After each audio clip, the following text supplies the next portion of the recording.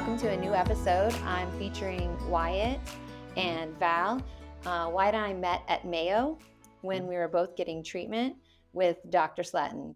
So I'm going to introduce you to Val. This is Wyatt's mom, and she's going to share with you what happened to Wyatt and how she got to Mayo. I don't even know how to sum this up. He was 16, healthy football player, linebacker, his whole life ahead of him. Dropped at school, got a phone call, and had to rush him to the pediatrics. At the time he was 16. They had no idea what was going on. When was this? What year? This was August the 21st. It was 2021.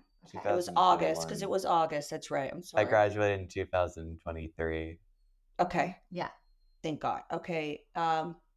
We started out at the pediatrics. Then his blood pressure was off the charts. They didn't know what was going on. They thought he was going to have a stroke.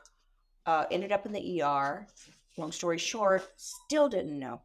After MRIs and tests, ended up in a neurologist that said it was in his mind that he was making these symptoms up. And this is a kid that, he went from walking and running 245 pounds, solid as a rock, to not being able to walk. Couldn't stand up. It was about a 6-month process to get someone, maybe I'm exaggerating. No, 3 to 6 months to get someone to listen to us. Joe DiMaggio, neurologist, neurosurgeon, they found an acnoid cyst, so they thought he was going to have brain surgery. We ended up, it was just one of the hardest things is because he was still considered a pedi, even though this kid is a pediatrics, and he's 6 foot, but he's still, no one would in the adult world or a doctor would listen to him. So it was a vicious cycle.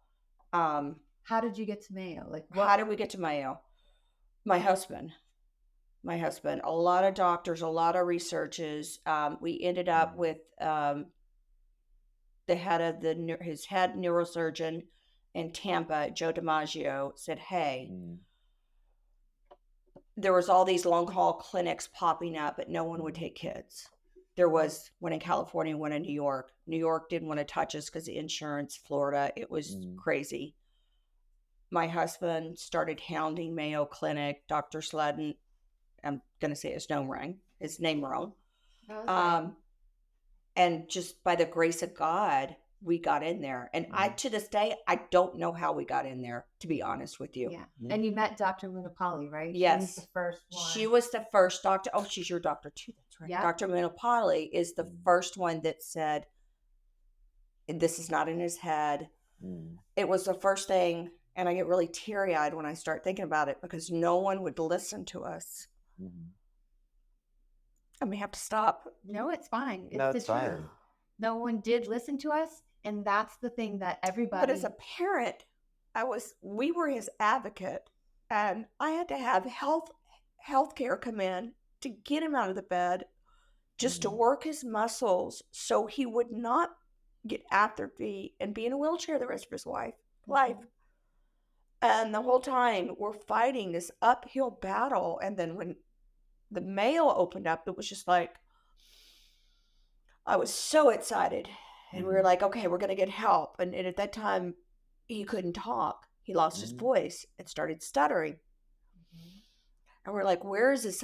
This is all from COVID? I couldn't even believe it. I couldn't wrap my head around it, but we got to Mayo. And Wyatt has a twin, too. Wyatt has a twin brother that is 3 minutes older that got COVID, didn't affect him at all. Nothing. Which is so bizarre. It's in your DNA makeup. Yeah. It's like, even though he's a twin. And we're still waiting to find out. And we're still waiting to find out. No one knows. There's no, it's like the infinity Toy Story that, we're just in no man's land. Yeah. And I think we're kind of there. We're getting closer, inching up. I also deal with it. Yeah. Not as bad as he did, but I still deal with it time to time. Mhm. So you got Wyatt to Mayo, right? I know there was like a little like talk about destiny. Oh, well, we Mhm. got in and we were so excited. And at the time we were living in Fort Lauderdale, I packed up the car, rented a place by the clinic for a couple of months, and packed up our service dog and everything. And here we go to Mayo Clinic. We Mhm. check in, we unload, and you have to go through certain tests. And one is a COVID test, and because they do COVID on you. The night before we're supposed to start, I get a phone call at 2 o'clock in the morning. He tested positive for COVID, second time. Mm-hmm. Oh, talk about mental breakdown. So, of course, we couldn't continue. So we had to stay till we could got better. And I got COVID too. So my husband had to fly down and pack us up and take us back to Fort Lauderdale. Mhm. And we got on a waiting list. And as soon as he tested negative twice, they would let us back in. Mm-hmm. And that was 35 days later. Yeah. About 40, we got back in. So we packed up the car, Yeah, we've kind of rented gotten another used. place, and came back. Yep. Mhm. So now you're at Mayo. Now we're at Mayo. What I find to be like very special about our experience is that Mhm. because he had COVID, it was then that, we actually overlapped in our treatment. So, how I want to introduce Wyatt to you is to talk about where I was when I first came to Mayo. I was very confused. I was very nervous, Mhm. and I was in the class and I didn't know what to do. And I was because there's different rooms and different places that you have to go. Mhm. They had 2 classes. Hmm. And at that point, I couldn't remember where I was walking, where I was going, what I was doing. And Wyatt was like 1 week ahead of me. Mhm. And I literally did feel alone in that classroom. But I'll never forget the day that Wyatt said, "You can follow me." Mhm. And so that's how our relationship began, is Wyatt said, "You can follow me." What I want to describe to you is when I first met him as a nurse, I noticed like the amount of obstacles he had to overcome Mhm. compared to me. Like his were so much greater. Like he was in a wheelchair and he Mhm. couldn't walk, and he struggled and he fought for every word when we were in the class. And I had so much admiration for Wyatt because as he stuttered word by word, he did not give up. And so a lot of us in the class, we found a lot of our strength in watching him overcome everything from struggling with speech to standing to walking to just really like keeping us all going. And you were 16 at the time? I think I was 16, yeah. You were 16. Yeah, and then I was turning 17 like a month after or before. Yeah. No, yeah, I was still 16 during So the time. so what was it like for you whenever you got there? Like So when I got to PRC, yes. so a couple of the older people there were like moms, I guess. They just like called like the mom group. They kind of, Yeah. they were called the monk group. They took him, what he did for you, they did for him. Yeah, a week Because before. I could not go there. Every morning I would drop him off at the front, me and the service dog, and there he went. And they would wheel him in, and I wouldn't see him again. Yeah. Yeah, and so basically them being parents and all that, they understood what was going on, so they helped me out a lot.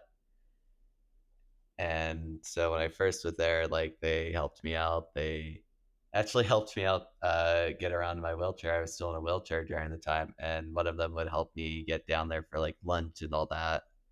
Like a couple of weeks after that, because I still like I never actually had like my wallet. Yeah, it was so weird just even just having to get used to that, or like going places by myself. It was still a little bit hard.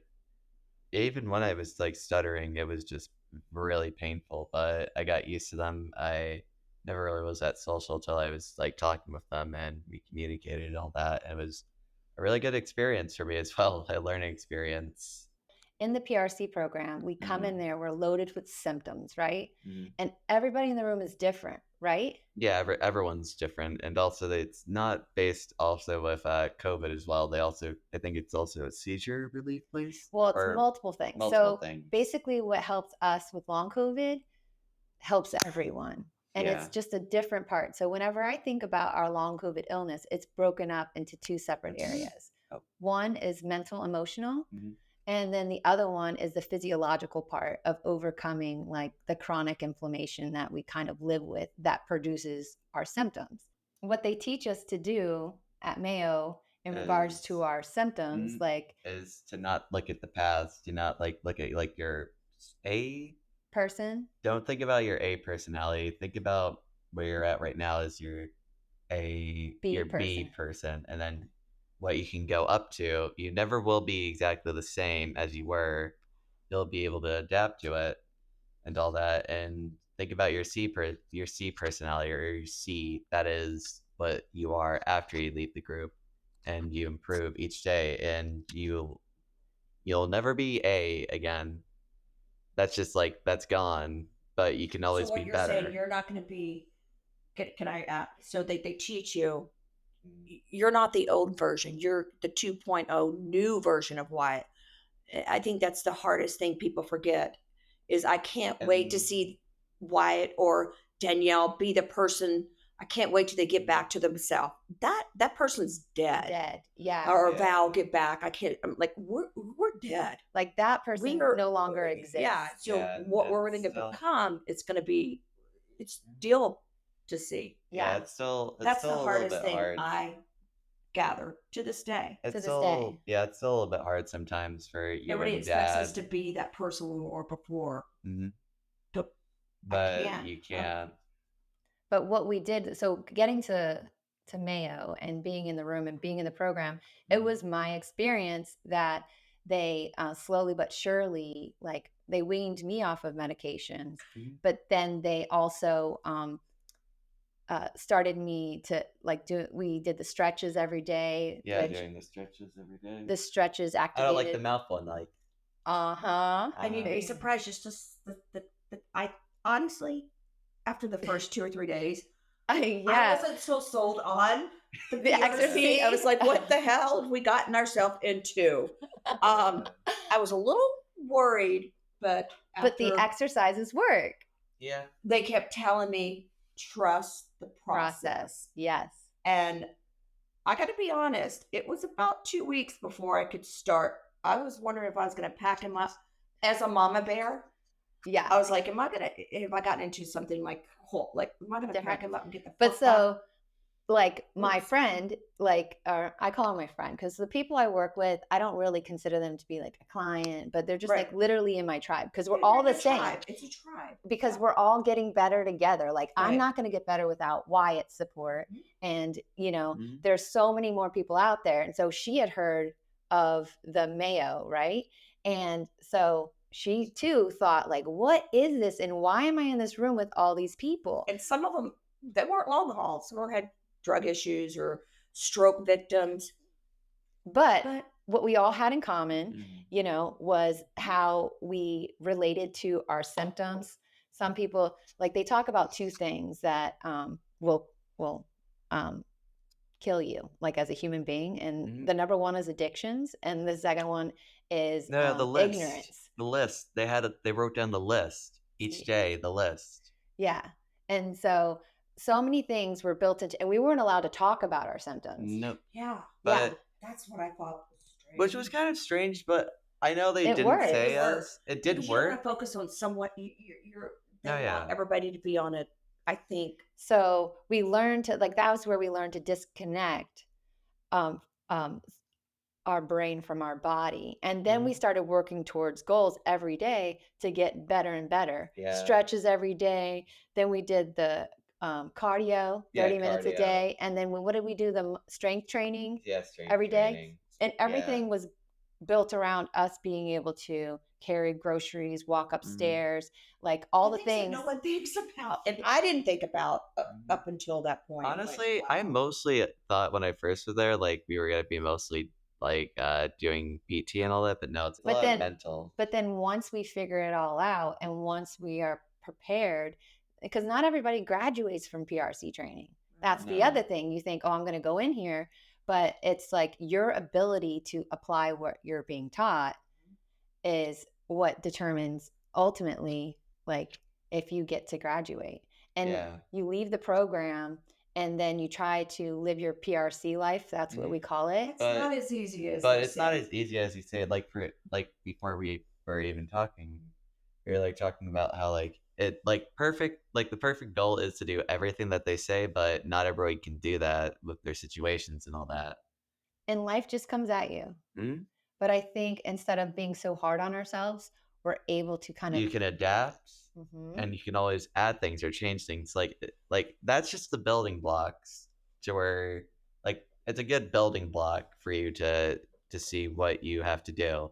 Mhm. And you can always adapt to it. Like if you can't do that, then try to add or modify it. Yeah. And I remember walking out of the PRC program with you. Like that was a moment I'll never forget. And it's scary. And It's just like you felt so safe. I think it was the first time, from my point, it was the first time in probably a year that this all started that I had a little me time Mhm.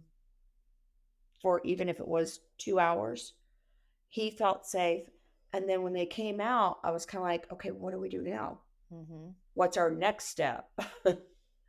Because that was just the start. And we still, I mean, we've been out how long now? A year? A longer. A long year now? Yeah. This May? Yeah. See how to get. It's crazy. We don't even remember I don't even remember. I mean, and since then we've done so many other things.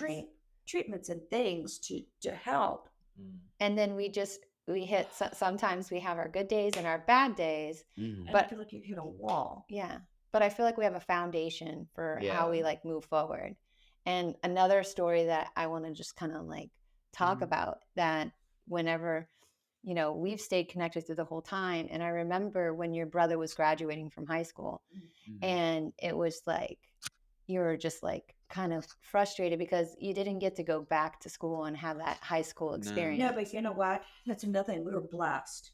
But he did finish school. He did did. And he got to walk and get that was the first and the last time he stepped back into school, but they were. But he walked across the stage. He walked across the stage with River. Yep. Got the Yeah, diploma. I was still like having to use crutches and all that, but like I tried my best. I thought I was gonna fall multiple times. But we didn't. He got that diploma. Yeah.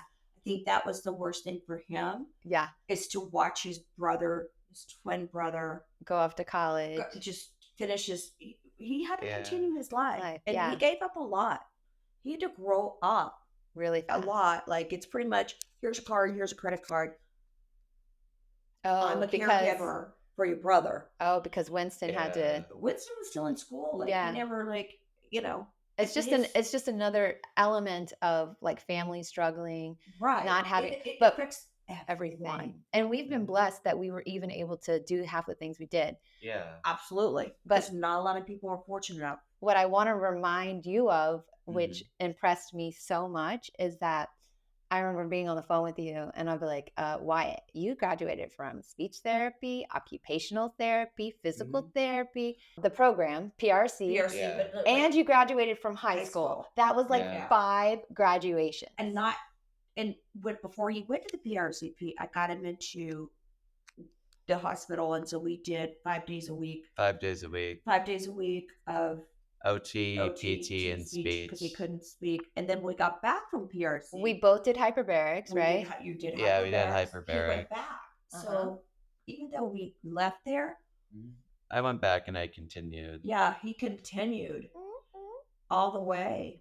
until they had to let me go, but I still was struggling. Insurance is no more. Yeah. Oh my Insurance god. doesn't help. Oh my god. The whole entire medical system, it just like makes me. That's a whole nother podcast. Yeah, this we're is a- going to yeah, have a this is whole a- other That's a podcast. whole I want to rip out. navigating. I want to rip out my hair. Like how. He got to, yeah. That's a whole. Other nightmare. I mean, Yeah. kids and parents are facing a completely different spectrum of what we're all like dealing with. Mhm. And one of the things that I'm really want other people to know is just like, Mhm. you just turned 19, right? Yep. So tell us about like what's going on. Well, we just moved, and also some exciting news is I'm going to be starting driving soon on the 17th. I'm a little bit worried, but I think I'll actually be pretty good with it. I've always like since my memory issues and all that, like I still remember most of the rules of the road. Am I right? But actually, actually like being in the vehicle and being able to do all of that, that's a different story. Yeah. So in May, you just turned 19, and in May, you're going to start driving Mm. and you're taking driving lessons. Yep. And how's that feel? Like you're reaching Oh another no. milestone. Yeah, but it's very exciting, but also a little bit scary as well because it's like a car. Like I know, like it's just really dangerous being on the road still. Yeah. That's the one reason why he's waited, because he was more worried about making the wrong turn or Being on the road. But being on the road. But Like in your Tesla. yeah, but even after that, like I know, like me personally, like I'll be able to drive, but I think I need that safety net. So that's why we're gonna be getting me a electric car, a Tesla. So because it also has a self driving and also has accident avoidance. yeah. But you've So done a lot. It's been 3 years since yeah, you were like 16, and then now you're 19, and you've met all these different milestones along the Mhm. way that now you're going to be able to drive. yeah, And it's definitely been crazy. And then finally, like getting a job and getting experience and going out. yeah, But well, not to interrupt, but Go ahead. that's the biggest issue I think with a lot of people. Like that Like I've been he's wanting. getting better, so now he wants it all. And what he says to me, I want to start living my life. He's young. He has a risk. He wants that computer independence. He wants car, and it's like that's what's so hard. It's like Because as a parent or as a caregiver sitting back and they can do it, but it's another um handicap because then to also overcome. It's just another like thing to overcome.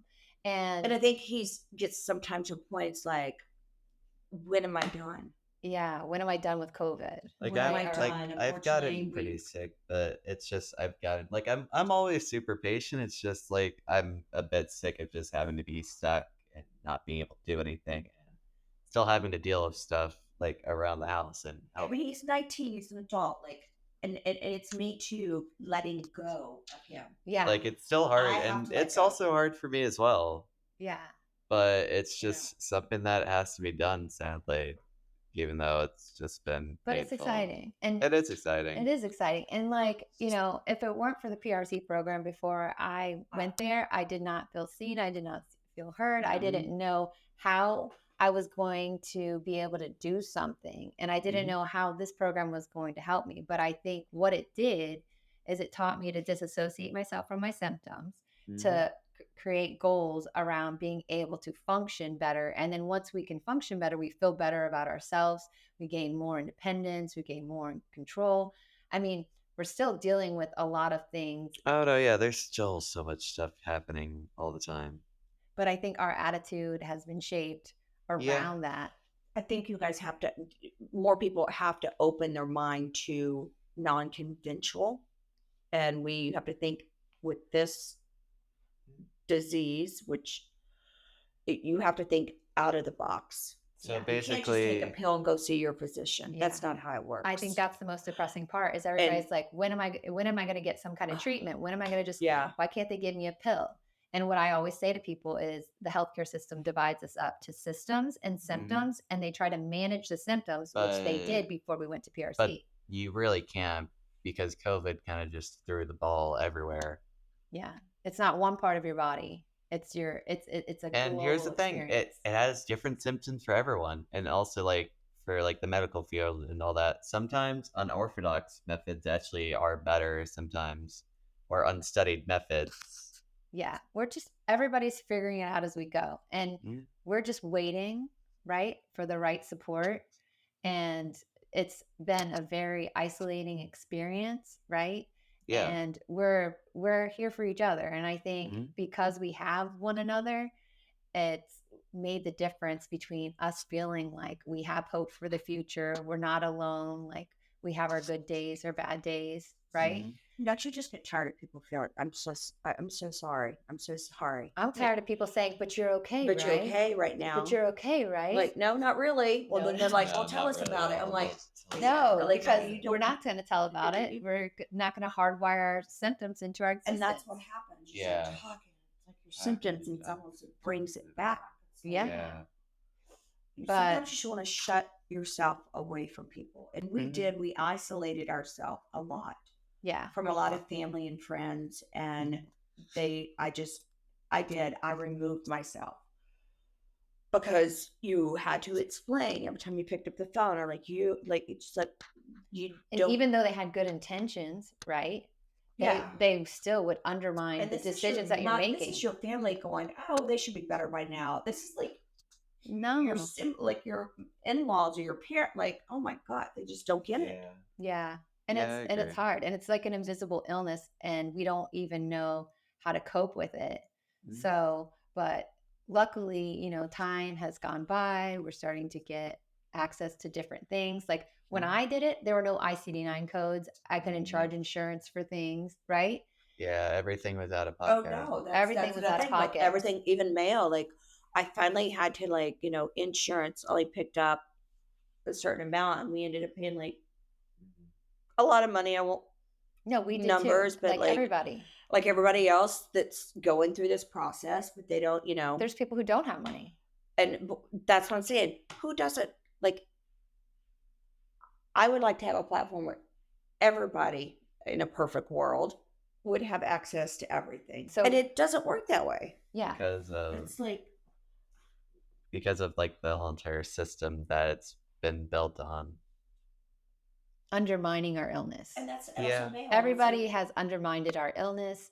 And what I think is really important is just like HIV and other viral infections that have changed people's lives forever, like it's not until we get the right support. So now they're discovering that there's COVID reservoirs in different parts, like your brain, your nervous system, your heart, your Mhm. lungs. So now they're creating evidence. Yeah, and they're but finding here, it's affecting your plot. Like, Yeah, no, but, like- that's a whole other Everything. thing. That and also mostly like your brain's also connected to your gut, right? Yeah. Yeah, It's your that's a lot of second. kinesis and yeah, there's so much data, but it really sucks being the guinea pigs, quote unquote, because there isn't anything. There's nothing for us, so it's been a battle, just straight up, and most people are against you during the time because they can't say it or else they'll lose. It's tough. Yeah. Well, you've been in the medical field. Yeah. I've had friends that are doctors, and they're like, I cannot say this or I can lose my license. But Yeah. I taken my hat off. Well, we're Go just try applying, this. right? But we're just trying things Right. that work for other things. And I would say to a lot of people, because it's like what works for me will work for you. And then it's just finding those common threads in treatment and options that we actually like figure out what works for us. And so, Wyatt, you're 16. You were 16 when this all happened to you. What would you tell other kids and other, like I'd like you to say, what would you tell another mother who's going through What would this? you? Yeah. What would you tell someone else that's young like yourself if they were I would feeling like you say- felt before pre? And feel like when you feel like you're all by yourself, and there's many times, and it's mentally. If I can say, there was many nights I would go and check and make sure he was still alive. Yeah. It mentally, quote unquote, fucks you up pretty badly. Well, okay. no, it's not. You can cuss. No, this is an adult podcast. Yeah. Like kids are not going to be listening to this. So yes, I'm you just tell saying, us like, how it you mentally feel. fucks you up, and honestly, I did think about suicide for a time Mm-hmm. Yeah, because it's real. I was in pain. I couldn't do anything. Like It there's was been very lonely. yeah. Really lonely. Yeah. And so how would you say that is where we were? Mhm. and this is where we're at. Yeah, and this is where I'm at now. I'm So how would you doing. describe your life now? It's gotten definitely a lot better. You can tell that like I'm able to like, walk now and all that. Yes. Yes. Instead of and also not really having a stutter. Like it pops up now and there now. But like I still have like some balance issues. Like I can't like move like super fast or like I walk slowly like sometimes like mom and all that. Like I can't like go fast. Like it's always slow. But I'm eventually gonna be back to normal. It just all takes time. Even Yep. then, like you could just be like still like for example, like I probably like if you were like for like example, like I was fit during the time, so it didn't affect me as badly as it did. But if you're someone that didn't really exercise or do that much, it probably would have taken you a lot more longer to recover. Yeah. Yeah, that's one Which thing So that which the I doctor was said. which He was in such physical shape because had a private personal training for football for a year before we'd let him on the field. yeah. So it was because of his muscles, or that's the only reason they can figure out how you got out of the wheelchair so fast. Yeah. Because no one thought he'd be walking. So what would you say to someone who's struggling? Like I what think what would be your positive words of encouragement? hey, you've been through a lot, but just think about here. If you can go through anything, you can definitely make it through the next steps. Yeah, I like to say you survived 100% of your worst days. Mm, And not to give up, and you're not alone, right? mm. And if I didn't have Wyatt in my life, granted, I'm a 40-year-old Yeah. plus woman, you know, like who would have thought my best friend would have been 16 years old for quite some time, you Mhm. know? Because even when we were going through it, like our families didn't know, and Yep. only we could share with each other. Like spouses, like they don't. everybody, nobody knows, Yep. but we know. And I'm so proud of you, Wyatt. And I know, like, I am so thankful for our friendship. I'm thankful for our futures. And that's fine. That's the dog. It doesn't matter. Yeah. It's real life. Like, this podcast is real. Like, Yeah. it's real.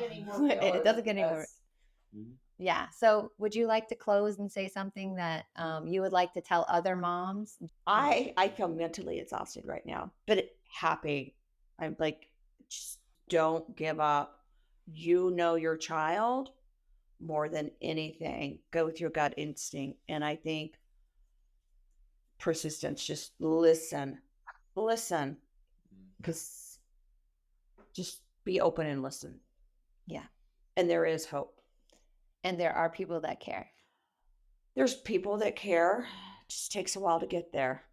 And I'm just like, I think this is one of many podcasts because I'm sure you Yeah, could no, think yeah. of a million things that we Yeah, could be talking yeah. about. And that's the hardest thing. You're getting off subject here. I know we're supposed We're to not. stick, We're but good. No, we've No, been on subject we're for the whole good. We entire we time. covered all of our stuff. So I Yeah. mean, between the three of us, it's But- a whole. yeah. And so, you know, in closing, I think like the PRC program gave us the building blocks for us to create our next life, right? Yes. And Or, I'd I say mean, would the you say PRC that? I would say the PRC, trust the process. If Trust the anyone's process. thinking about it, it's a little out Different. there. It's different, but trust the process. They know what they're doing and they care. Yeah, Dr. Slatton is Dr. like Slatton the best. The whole cares. team. And it's slow and steady. It's a graduated process. Yeah, and it's fine. But It's good, but it's been good. So yeah, you know, trust it. Yeah. And everything does. I know this is a cliche. Everything happens for a reason. I believe it. When one door shuts, another something one. opens, and No, there's a reason why we got COVID and did the false start, and there's a reason why. I think everyone's put into your life at a certain time. We may not know why, but there's a reason. Yeah. You know, I was inspired by Wyatt and watching him go from fighting for every word to being in a wheelchair, and just seeing him do that, it really gave me the courage that I could do it as well. I'm going to ask you a question. When you're in the moment, people tell you, I don't know how you did that. You don't realize it because you're just in the moment. You're just going. No, people ask me, they're like, how did you do what you did? Yeah. And I would say, my answer would be, I just kept asking the right questions. I never gave Right. up. I never had the answer. I never No. had support. No one believed me. And people don't know, like Yeah. I was talking the other day to the long COVID clinic, and they're like, did you suffer any traumas after your infection? Fundamentally, yeah. And I was like, yeah, I Yeah. suffered the trauma of people not believing me. I suffered the Yeah. trauma of like The someone stealing. doctors actually told him to take a pill because he was psychotic and it was in his head. That's when that was our turning point.